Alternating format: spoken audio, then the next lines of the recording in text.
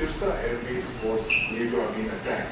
Now, Sirsa is an air base that's it's about 200 kilometers away from Delhi and it's over 400 kilometers away from the international border with Pakistan. Yes. Now, a missile was fired at Sirsa.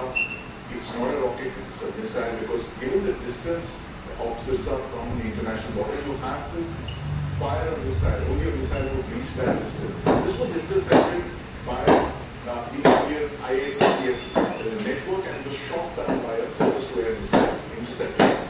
Now, the government has maintained that Pakistan had fired an high-speed missile at us. They did not use the word ballistic missile, but looking at the fragments of what landed on the ground, which is now, of course, in the possession of the Defense Ministry, Indian Defense Ministry, and given the range of Sirsa from the international border, it stands to reason that Pakistan had fired a ballistic missile at us.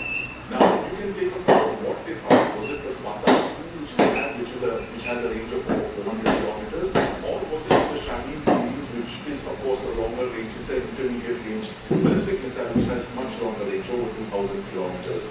So it is quite possible that one of these missiles was fired, most likely the Fatah. We don't know whether a Shaheen was actually fired. All we have is that Western Army's Western Command video, which actually showed a small clip of a Shaheen missile launch, suggesting that that was possibly also used in the conflict. We have no confirmation of that yet. Okay. The fact is that the Shaheen is a series of Pakistan missiles. It is their longest range missile. It can, as you mentioned, target parts of Andaman and Nicobar Islands, most of India, or the entire Arabian Peninsula, and also importantly, Puja, it can also target Israel.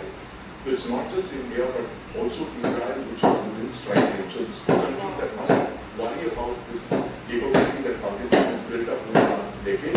It is a solid-fueled missile, which means that it's very easy to store and it can be readily fired from the Transport Director launcher, the TEL, which carries this missile, and it can be hidden away and stored. It can be kept for several years without having to refuel it or anything, which is what the previous generation of missiles, like the Gauri, these were all liquid fuel missiles. They need to be refueled, unfueled, and all of that, refueled.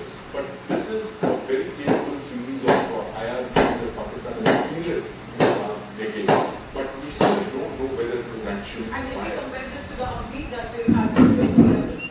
Well, the Agni series of missiles, Pooja, is infinitely better than